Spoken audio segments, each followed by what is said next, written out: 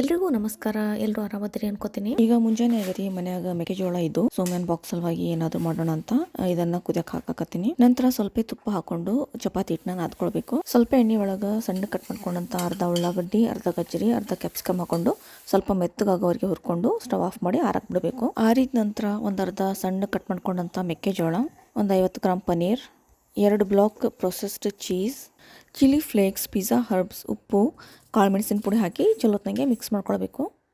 ತೆಳ್ಳಗೆ ಚಪಾತಿ ಲಟ್ಟಿಸ್ಕೊಂಡು ಒಂದು ಸೈಡು ಕಮ್ಮಿ ಬೇಯಿಸ್ಕೋಬೇಕು, ಇನ್ನೊಂದು ಸೈಡು ಚೆಂದಂಗೆ ಬೇಯಿಸ್ಕೋಬೇಕು.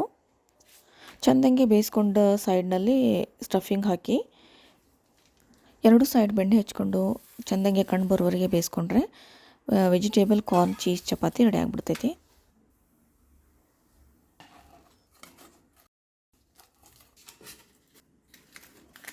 ಮುಂದಿನ ವ್ಲಾಗಲ್ಲಿ ಮತ್ತೆ ಸಿಗೋಣ. Take care.